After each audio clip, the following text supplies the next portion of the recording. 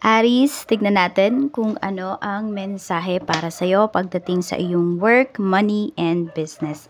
Keep in mind po na ito ay general reading lamang, so hindi lahat ay makaka-relate, so be open-minded. Sa mga hindi pa po nakasubscribe dito sa ating channel, please subscribe na po kayo and pa-like na din po ng ating video. At sa mga nais pong mag-avail ng ating private readings, ng ating Evil Eye Amulet Necklace at ng ating Tears Bracelet, makikita nyo po yung link sa description box, Tarot Intentions by Aliana Reyes. Okay? Tingnan natin. Meron tayo ditong 8 of Swords. Meron tayo ditong 8 of Cups. At meron tayo ditong The Hermit. Okay. So hindi pa kayo gumagawa ng mga actions towards your goals? Meron kasi kayong takot na nararamdaman dito eh. Or feeling nyo ba nakakulong kayo sa, nakakulong kayo ganyan. Trap yung iba sa inyo. Or meron ba dito na nakulong na family members ninyo, tapos ngayon parang nahihirapan kayo pagdating sa finances. Kaya yung iba po sa inyo dito parang may magsasacrifice. Meron dito pwedeng umalis pero hindi naging maganda yung kanyang sitwasyon pagdating sa ibang bansa. Kasi parang naka-isolate siya eh. Yun yung nakikita ko dito. So may nakulong ba kayo na family member sa ibang bansa? Whether kahit ano man po yung dahilan, ayun more on parang hindi naging maganda or merong hindi dito, hindi na nagpaparamdam sa inyo, hindi nyo na makontak na family members. Tignan natin kung okay lang ba yung tao na yon, yung hindi ninyo makontak na family members sa ibang bansa or kahit dito man sa Pinas, kung magkalayo man kayo, kunwari nasa Mindanao kayo, nasa Luzon siya. Tignan natin kung okay lang ba siya. Okay lang ba yung tao na yon? We have 9 of Wands. Yes, nakikipaglaban pa rin naman po. Lumalaban pa rin. So, tignan natin. I mean, okay. Okay yung taong yan kasi buhay pa siya. Pero, pwedeng physically and emotionally drained. So, may problema. So, tignan natin pagdating sa work. Spirit guide pagdating sa work. Pero siguro yung iba sa inyo wala naman nasa ibang bansa. Pwedeng may family members kayo dito na nakapag-asawa siya pero toxic yung asawa niya. Tapos parang pinakat nung tao na yun yung yung connection sa inyo. Check natin pagdating po sa work. We have passion. Ayan, passion is igniting your relationship. Attraction and excitement fuel the connection, bringing vitality and energy. Ayan po. So, nakaka-connect ba kayo with your coworkers? Huwag kayong magbulag-bulagan dito ha kung alam niyo na yung, baka kasi may nagpaparamdam sa inyo na na coworker and isa yun sa issues ninyo dito. Parang nababother po kayo. Okay? So, yun lang. Kung alam niyo na yung tao na yun ay, sabihin natin, may karelasyon na, may asawa na yung tao na yun, kayo po yung umiwas. Umiwas na kayo. Diretsahin nyo yung tao na yun, na hindi kayo ready maging third party. Okay? So, kasi, yung iba sa inyo, pwedeng, yes, nakikita nyo talaga, pwedeng makatulong sa inyo yung tao na yun. Pwede nyo i-take advantage yung opportunity. Pero, di ba, if you have dignity, ikaw mismo yung iiwas kung alam mo yung sitwasyon ng tao na yun. So, some of you naman po, ayan, very, kayo sa, very passionate kayo pagdating sa inyong career. So, marami po sa inyo, Aries, ay natagpuan nyo na talaga yung dream, hindi yung dream yung inyong parang career purpose ninyo. Nasa tamang career na kayo.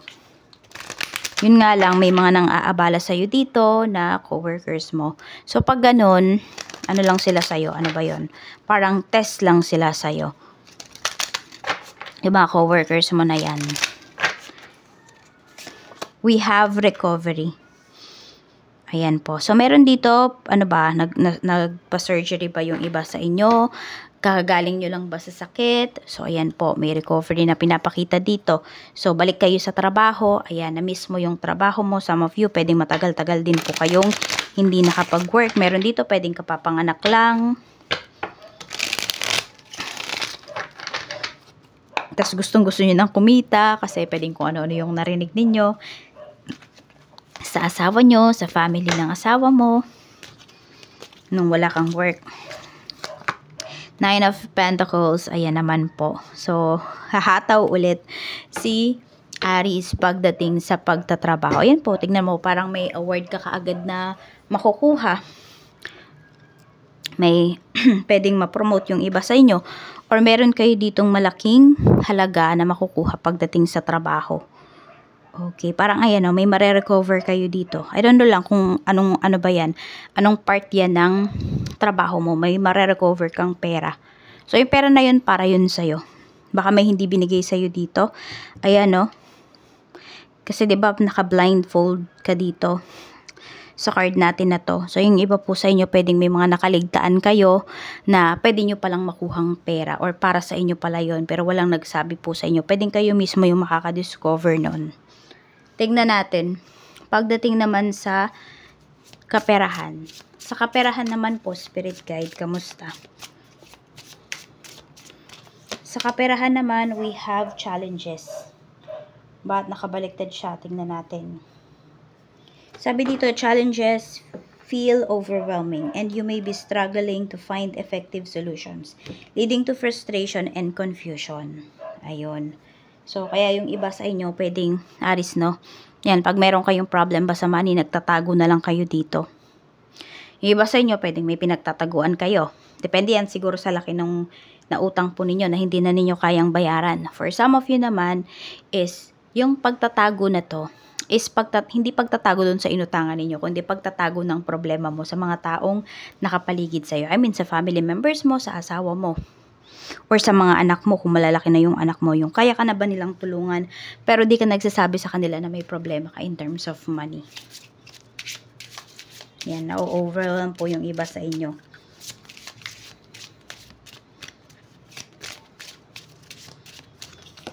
Meron tayo ditong forgiveness. Yun. So, parang ano ba to? Nakikiusap kayo dun sa inutangan ninyo. So, meron dito pakikiusap. Depende, pwedeng, ano ba, sa inyo ba nang hihingi ng paumanhin yung taong nangutang sa inyo or kayo yun? Kayo yung nanghihingi ng sorry. Or nagsisisi kayo dun sa mga actions na ginawa ninyo towards your finances. Feeling mo nagkamali ka talaga. Pwedeng malaki-laking halaga yung nilabas mo. Tapos ngayon mo nare-realize na hindi pala worth it. So, pwedeng nagsusorry ka sa sarili mo. Na hindi mo na uulitin, no? Na basta-basta din maglabas ng pera. Na hindi mo pinag-isipan. Siguro nung nag-decision kayo nito, overwhelmed kayo. Or mas mataas po yung inyong emosyon. Emotional kayo. We have the Magician. Huwag ka daw mag-alala kasi, ayan, mababawi mo yung pera na nawala sa'yo. Yung pera na na-invest mo sa maling tao, sa maling sitwasyon. Or kung ikaw man po ay nakapangutang, ayan, meron ka daw magagawa na paraan para mabayaran mo yan. Huwag ka mag-focus dun sa negative. Kayang-kaya mong bayaran yan. Tignan natin. For some of you nga, pwedeng 1 year pa. 1 year pang stress yung iba sa inyo. Ayan. Pero at least, di ba, mabayaran nyo yung inyong kautangan. At yun, siguro, you promise yourself na pagkatapos niyan, di ka na ulit mangungutang. Pero nasa sa inyo pa rin yun. Tignan natin. Sa business naman po, ayan. Para sa may mga business lang to, syempre. Kung wala kayong business, skip nyo na lang po yung part na to. We have emotional repair. You are working to repair a relationship that was once fractured. Past hurts are healing and reconciliation brings hope. Okay, so may nakaaway ba kayo dito na kliyente? Meron kayong nakaaway dito na supplier. Yan. So, pwedeng magkakaayos na po kayo niyan ngayon. Or pwedeng employee mo pala, no? Yung iba sa inyo, employee mo. May nakaaway ka dito. Or may napagalitan ka na employee na parang yung sinabi mo tumatak talaga sa puso niya. Hindi sa isip sa puso nagpunta. Nasaktan talaga siya, pwedeng sa sinabi mo. O sige, tignan natin ha, kung totoo ba yung ano. Sabihin natin, kung magiging okay kayo niyan. Kasi baka gustong bumalik sa ano mo sa negosyo mo.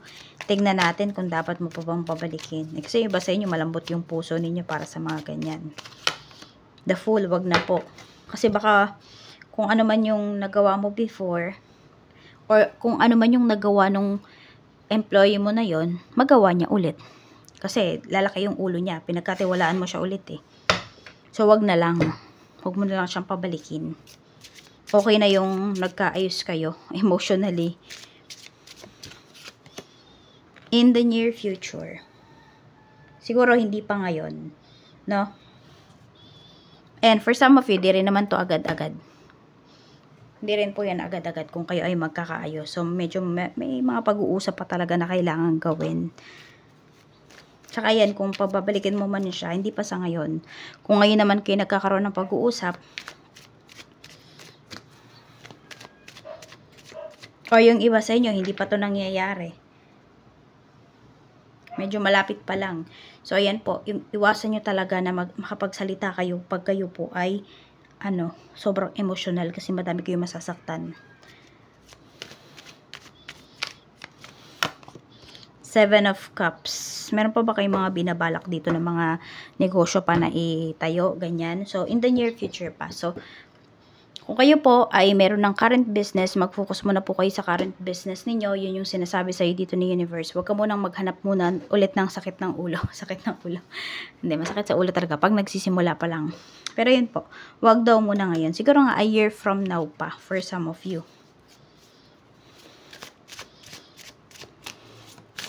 Mensahe pa po natin. Okay, ito na. Wrong decision. Ayan. So, pag nilay-nilayan ninyo yung mga ginawa nyo talaga na maling desisyon pagdating sa inyong kaperahan, sa inyong work, sa inyong business. Sabi dito, think before you act. Reckless behavior can lead to bad consequences. So, pag-isipan nyo po talagang mabuti. Now, katulad dito, kung meron dito, aalis ng papuntang ibang bansa, yung mga papers mo ba, legal ba? Yung mga ganong bang bagay. So, ayusin nyo po talaga yung inyong mga desisyon. Huwag kayong magmamadali sa pagdedesisyon, Aries. Yan lamang po. Maraming salamat. Mag-iingat po kayo always and more blessings to come.